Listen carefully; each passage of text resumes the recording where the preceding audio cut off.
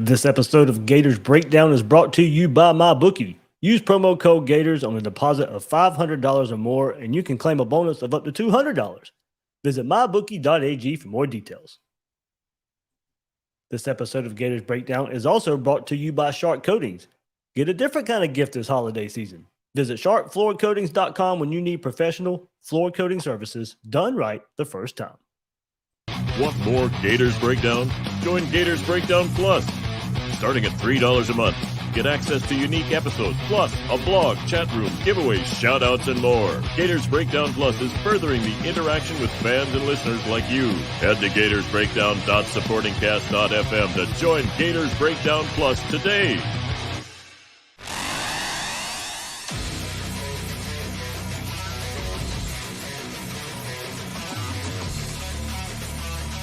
Gators Breakdown, because there's never a dull moment in Gator Nation.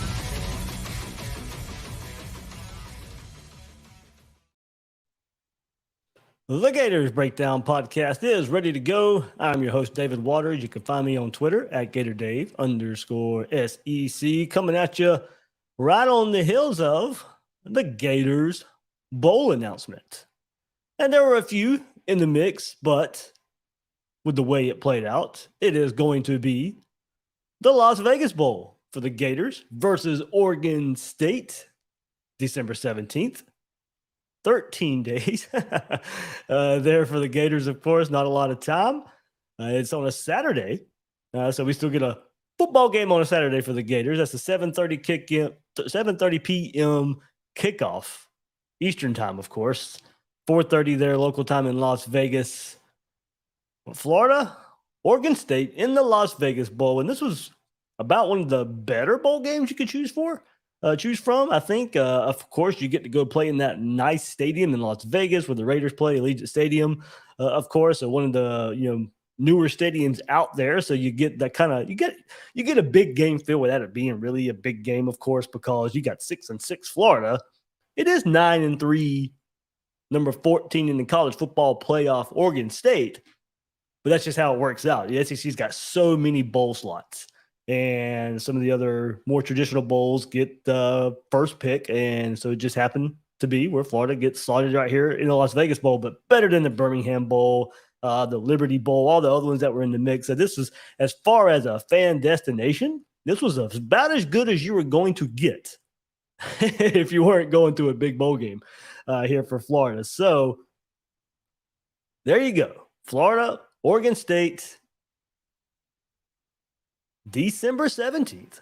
So not next Saturday, but the Saturday after that. Hey, look, personally, I was kind of hoping for this one anyway. The week between Christmas and New Year's, I'm going to be out of town.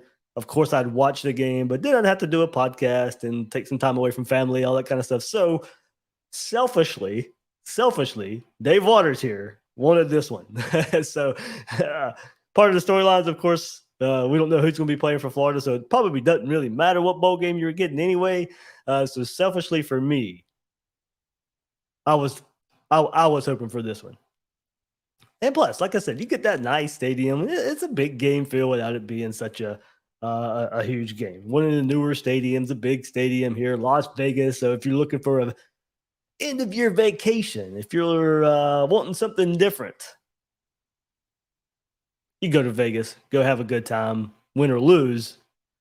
Before the game, after the game, of course, you can have a good time there in Sin City.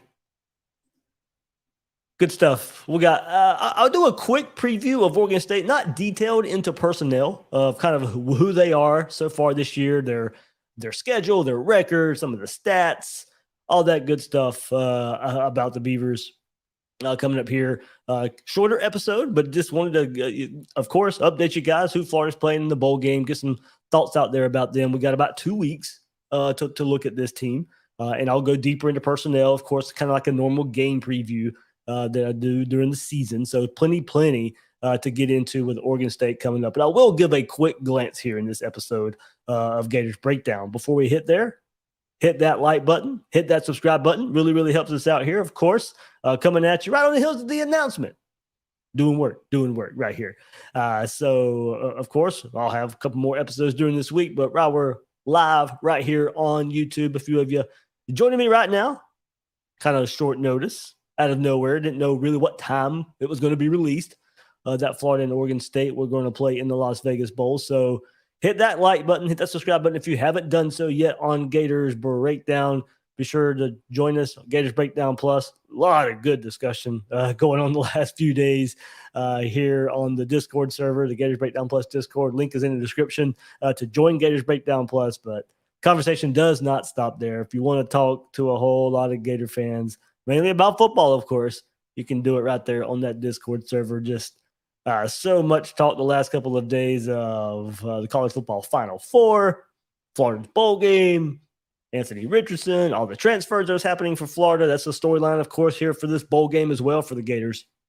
So if you want to talk even more in a different kind of setting, do it right there in the Discord chat by joining Gators Breakdown Plus. One more time, link is in the description there to join. So, of course, I just mentioned, and it's not to be glossed over, we see all the transfers day in and day out the last week for the Gators, so we don't know who's going to play in this game for the Gators. Of course, we're still waiting on the official word of quarterback Anthony Richardson and if he's going to declare for the NFL draft or not. I know Chris Mortensen Sunday morning on NFL Countdown was saying that there's some feedback that a lot of scouts would like to see Anthony Richardson return to college and put another year of college film on tape, before they're willing to pull the trigger. And don't get me wrong, I know there's an opposite thought out there too. Some GMs, scouts out there are probably already ready to pull the trigger for Anthony Richardson. So, we'll see what the official word is there for him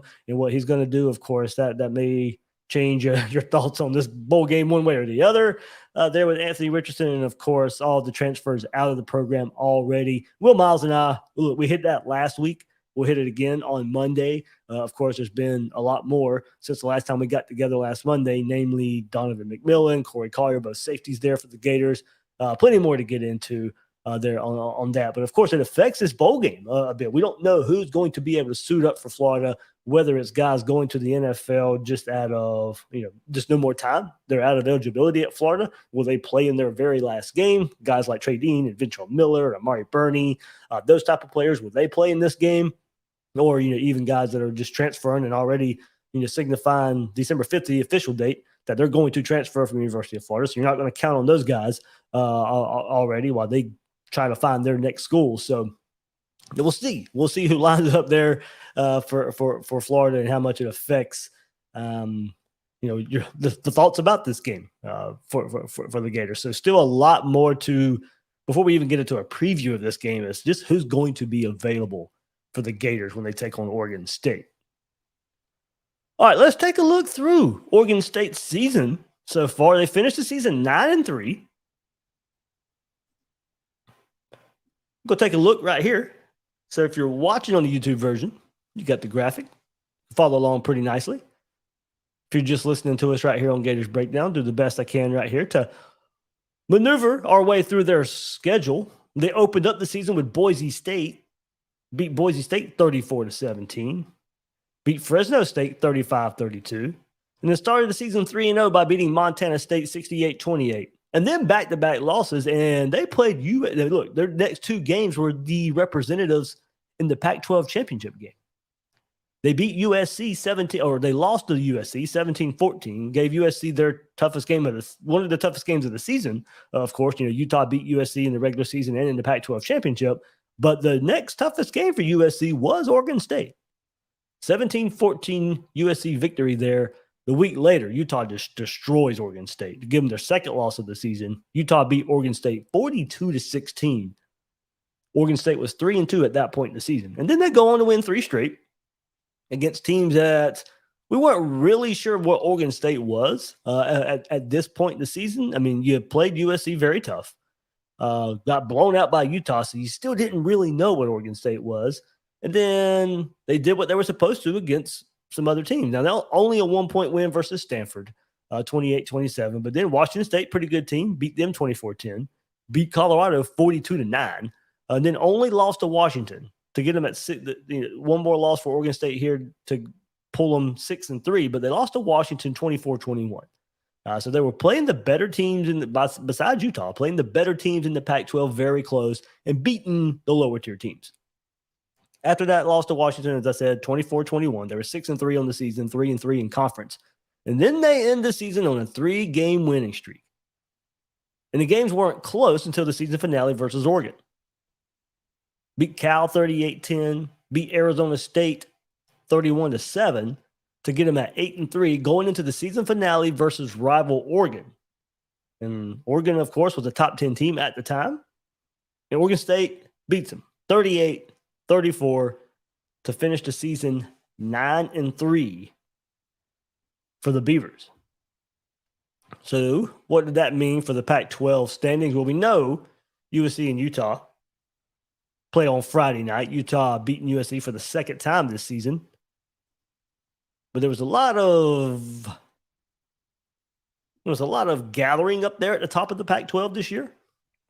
USC was 8-1 in the conference, so of course they represented the Pac-12. But then you had 3 7-2 teams: Washington, Utah, Oregon. Utah won the tiebreaker there, of course. So they go to the Pac-12 championship game, upset Utah, or Utah upsets USC on Friday night. But then Oregon State right there behind Washington, Utah, and Oregon. Oregon State was 6-3 in the conference, 9-3 overall. Right there tied with UCLA. And that's what this Las Vegas Bowl was. There was pretty good indication Florida was going to get the Las Vegas Bowl starting late Saturday a little bit. I heard a couple places, and Nick De La Torre did a good job of putting it on the On3 boards. And then asking around, I had found out, yep, more than likely that's where Florida's going. But it still was some question on the other side of it. Would they play Oregon State or would they play UCLA? Both teams 6-3 in the conference. Both teams 9-3 overall. But Oregon State gets the Las Vegas Bowl, draws Florida. And like I said, it is kind of weird. Of course, Florida 6-6, not ranked, of course, playing the number 14 team in the college football playoff rankings. And a team that finished the season 9-3, but that's just how, the SEC has a lot of bowl slots. They get tiered. They know bowl games love SEC teams because they will bring the fan base. So the SEC gets a whole lot of bowl games. So you see this a lot throughout bowl season where SEC teams, lower SEC teams are put up against higher ranked other conference teams. Happens a whole lot. But Oregon State right there, of course, about, third, tied for third in some way, just go by conference record. You had USC 8-1, Washington, Utah, Oregon 7-2, Oregon State 6-3, UCLA 6-3. 9 conference games there for the Pac-12. Oregon State was 5-1 at home, 3-2 away. And, of course, ended the season, as you saw previously, with 3 straight victories and getting that big win over Oregon to finish the season. I kind of I like the matchup.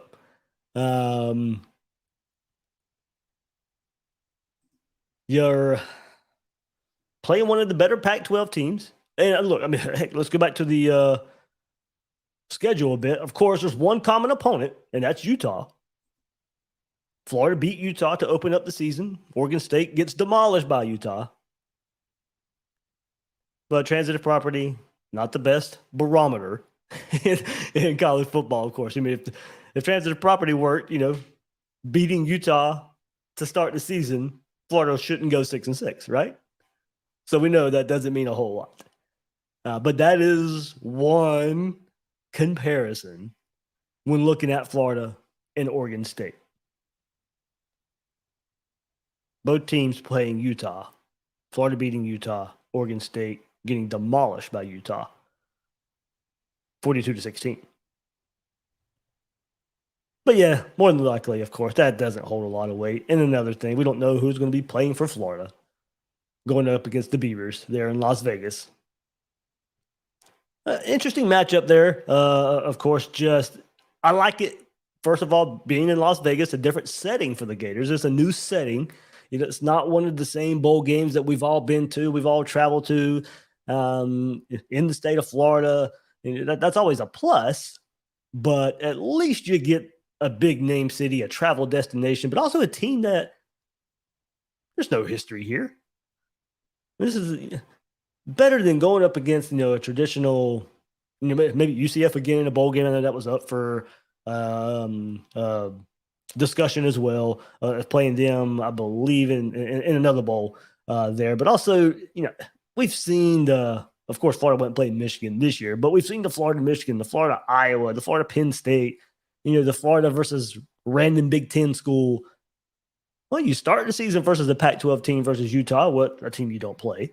And now, in the season versus Pac-12, Oregon State, a team you just, you don't play. There's no history here. And I do have to, look back on that and see if they've played anywhere before. I did not look that up, but we'll see what that means. But it doesn't, either way, we don't, the people my age, recent history, there are no Florida, Oregon State matchups. Certainly, there's not Florida Pac-12 matchups. We're finally getting that in the coming years as well. But at least this is a different type of bowl game. Got a new feel. And, of course, it may not mean a whole lot. We don't know what Florida team's showing up. But at least going into the game, it's something different. Something to end the season and just kind of different. Now, we'll also, look at this. This game is, like I said, in 13 days. Not a lot of time frame here for the Gators to prepare for this. Do they even – I don't know if you can petition the NCAA to maybe get some two-a-days to fit all 15. I believe you get 15 practices, the 15 practices here in this short window. I don't know, and I have to look if Florida could practice before this, and if they did, because look, the first practices for a bowl game aren't really going to be all that opponent specific anyway. But I don't think Florida has picked up a ball this past week after the loss to Florida State. So we'll see what this means. What does it mean for Florida's practice schedule? They're just going to miss out on a couple days, a couple practices. I mean, that's the big thing about making a bowl game. All the young guys getting some bowl practices here for the Gators, and some. That's just a benefit. Now, also, what it means for the Gators is December 17th. That was going to be final weekend for official visitors. Now, Florida hadn't scheduled, from what I could see, next Saturday. Next weekend is going to be the big visit weekend for the Gators as far as numbers go. Jordan Hall, Desmond Ricks this past weekend, as far as big targets go that the Gators are still after. Some more visitors coming up this weekend. There were none scheduled that I know of for this weekend that Florida's playing Oregon State in Las Vegas. Definitely that's out of the window now. You're not going to be able to host visitors the weekend before early signing day. So maybe Florida kind of prepped for this, planned for this, and that's why we weren't hearing. They were maybe waiting to see where they would be in the bowl pecking order before scheduling visits. I'm sure if Florida wasn't playing, they would have scheduled some. But first of all, I don't think it's that big of a deal. Most targets Florida have been on campus, already have done their officials, or Florida was taking care of it this week or next weekend. So I think most of the work has already been done. And we'll see what kind of visits on the road happen for the Gators, their targets leading up to the weekend before they have to go to Vegas for the game. Plenty more to look at for Oregon State. We'll give you some stats to look at for Oregon State and the rest of the college football playoff and the storyline there as well. I think we can kind of get into before we sign off here on this episode of Gators Breakdown. But before we do, your favorite athletes always strive to put themselves in a winning position. And it's about time you did too with MyBookie. MyBookie has the biggest online selection of odds and contests to fill all your sports betting needs anytime, anywhere. Of course, you can bet on the NFL. And of course, you can bet on bowl season coming up. Does everything you know about this Florida team, everybody leaving, all the transfers, maybe a question at quarterback. You got gonna force you to bet the other way for the Gators? Well, if you want to, or maybe it doesn't matter. Either way, you could bet at MyBookie. Also, you can play for a share of big cash prizes in the weekly blackjack tournaments as well.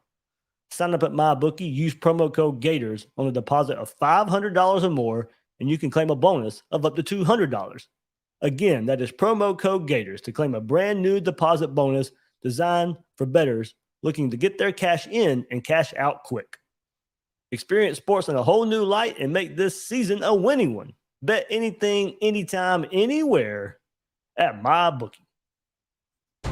You know the goosebumps you get when Florida takes the field? Or when that 63-yard Hail Mary actually works? Or the thrill of a game-winning interception in the end zone? What a rush! You can experience that same rush every day at your home with Shark Coatings.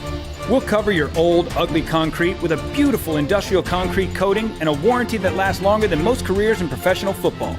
So whether your garage floor is for parking, partying, or working out, Shark Coatings can transform it. And if your pool deck is starting to look like a bulldog, old, cracked, and smells like pee, Shark Coatings can transform that too. Shark Coatings is easy to clean, stain resistant, and is 100% antibacterial and antimicrobial. We're easy on the eyes and on the maintenance.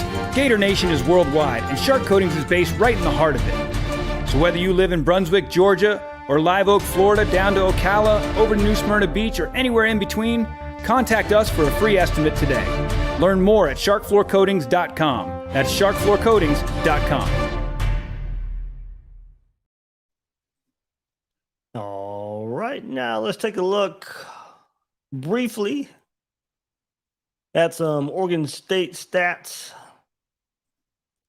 Kind of the team Florida's going to be looking at facing in just a couple of weeks via team rankings. Of course, these are only FBS versus FBS matchups. Points per game, Oregon State 50th in the country at 29.2. Yards per game, 61st in the country, 387 yards a game.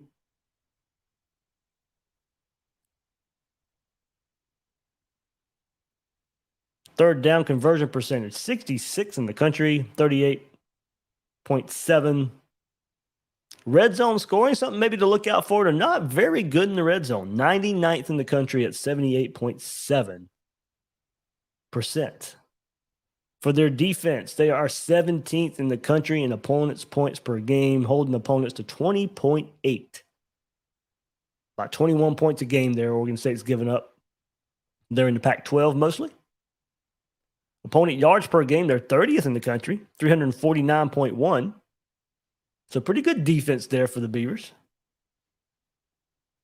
Opponent third down conversion percentage, 39.6. That's good for 69th in the country. And we know how much Florida likes to go for it on fourth down. Oregon State, one of the better fourth down conversion percentage defenses in the country. Number 3 in the country. Giving up 27.27, basically 27.3%. A fourth down conversion percentage. And opponent red zone scoring percentage, second in the country. So opponents not scoring in the red zone versus Oregon State. They're not scoring in the red zone, but they're doing a good job of holding the opponents. They're second in the country. Basically 65% of opponent red zone scoring percentage. So a middling offense, nothing really stands out, but a pretty good defense there for Oregon State. As I said, you saw that in it. What was it, 17-14 USC game, holding that. I mean, as I said, very next week, though, or Utah puts up over 40 on them. But they have shown the potential to shut down some explosive offenses at points this season. Let's go to a more detailed look for their stats here. Rushing and passing statistics for both sides of the ball. Their rushing play percentage, 11th in the country, running the ball 61.3% of the time. So you know what you got to stop there. Not a bad yards per rush either. 32nd in the country, 4.9 yards a rush. Rushes per game, of course, that's going to be high if the rush play percentage is there. 29th in the country, 40 rushes a game. Rush yards per game, 26 in the country, rushing for 198 yards a game. Now, they rely on the run because, oh, man, the passing statistics, not that great for Oregon State. Pass play percentage, 121st in the country. I mean, if you're 11th in rushing, your pass play percentages aren't going to be good. Completion percentage, 65th in the country at 60.7%. Yards per pass, 42nd in the country, so not too bad. 7.8 yards per pass. But passes per game, 24.3. That's 121st in the country. Passing yards per game, 189. That's 111th in the country. Interceptions thrown, 127th in the country at 4.87%. Protecting the quarterback. Quarterback sack, they're ranked 31st in the country, only giving up 4.3% of their plays as sacks. For the defense, opponent rush play percentage, number 1 in the country.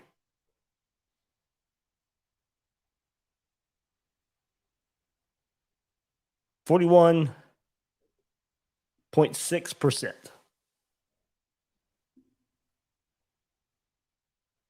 Teams are passing more on them than they are running on them by a wide margin. They're dead last in opponent pass play percentage, 58.4%. So teams come in wanting to throw the ball in Oregon State. Opponent rush yards per game, 38th in the country, 3.9. So pretty good rush defense. And who knows what Florida's quarterback situation is going to be this game. But of course, Florida's going to want to run the ball or need to run the ball. Oregon State does a pretty good job. Opponent rushes per game, 28.1. That's good for 3rd in the country.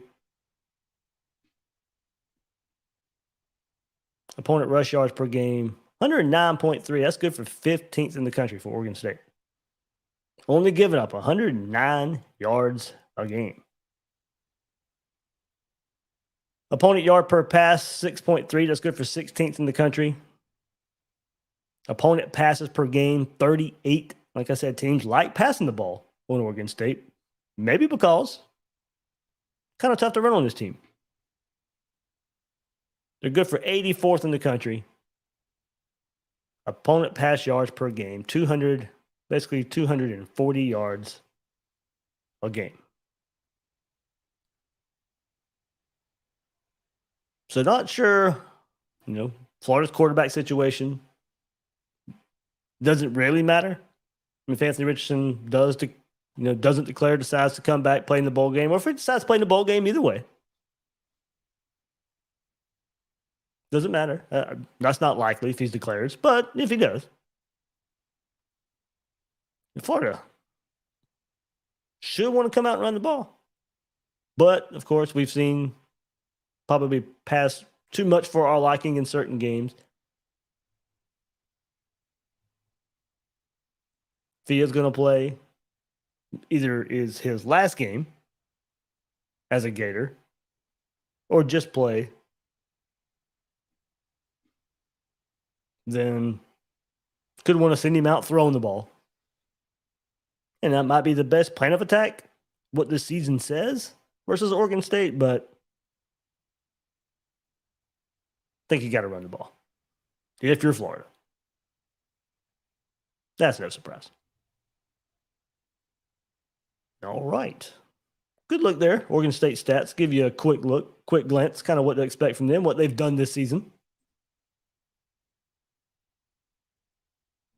But there you go.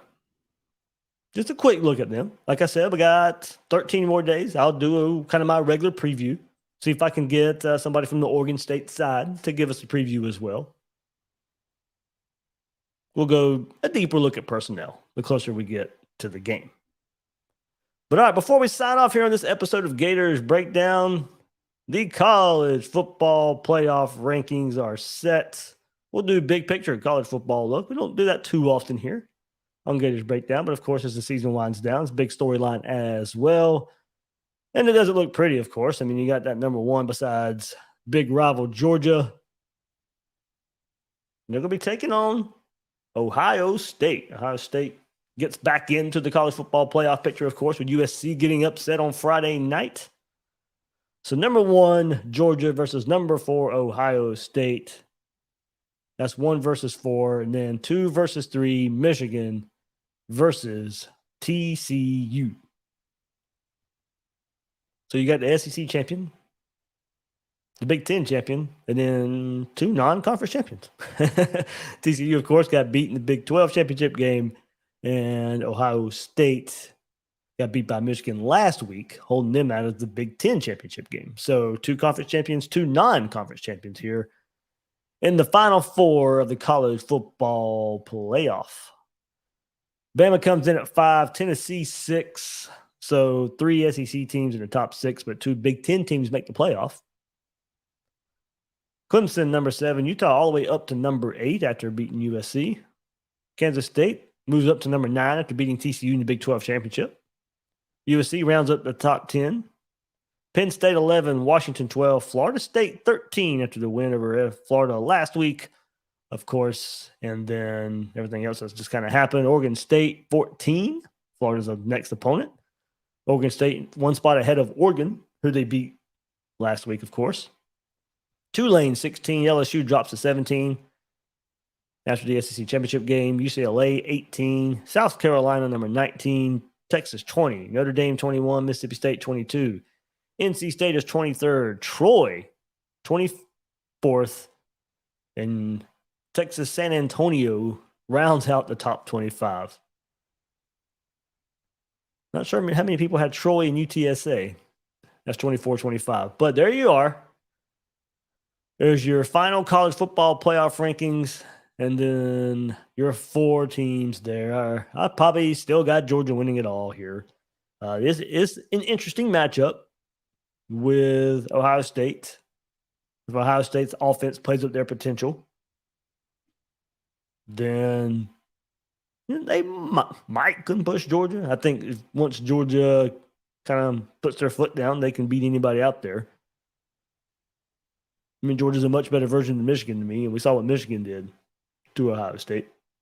But if Ohio State can put it all together, I still don't know how they stop Georgia too much, but maybe can get in some sort of shootout fashion. You know, what's Ohio State's mindset? Or did they think they were out of it last week after the loss to Michigan and now kind of got to rally back together and try and go on a playoff run? Michigan, TCU. Michigan's just been playing really well. Probably just outpowers TCU here, but interesting matchup there as well. But I guess we might get a rematch of a semifinal matchup last year between Georgia and Michigan. I'm not picking any upsets here. I'm going Georgia over Ohio State, Michigan over TCU, and then Georgia to beat Michigan. Yeah. But there we go. There's your college football Final Four and the rest of the top 25 there for the college football playoff rankings. Hopefully one day we can add Florida to that graphic, but it'll be 12 teams coming up very, very soon in 24 there. So next year will be the last time we get to worry about just 4 teams.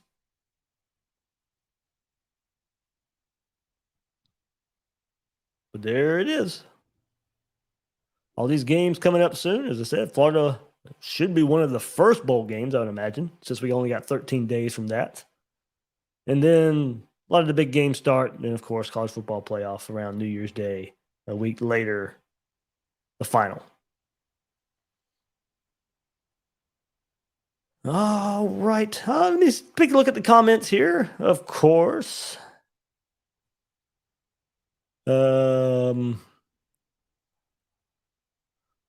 Older and Slower says, I'm sure the Gators are approaching like an extra practice game. I mean, of course, we don't know who's going to play, so I think that is going to be part of it. I hate that's the case.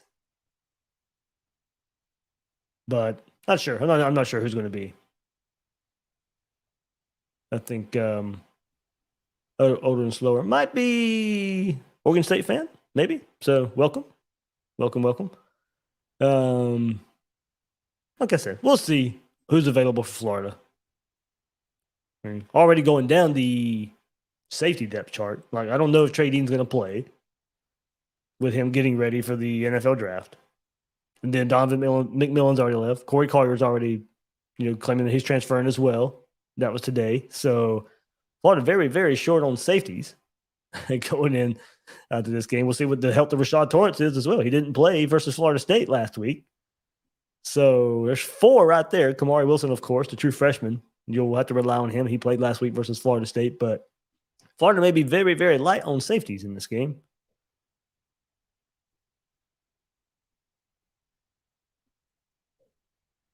Good look there from Swarm right here as an Oregon State fan. Yeah, I noticed there was a big quarterback change in looking at the stats coming in, and good point made here as an Oregon State fan. The Utah game starter got hurt that game, put in the third string at the time, which ended up being the starter for the rest of the season. So very capable quarterback there for Oregon State. Coming in from an injury to the starter, carrying him the rest of the season to finish the season 9-3.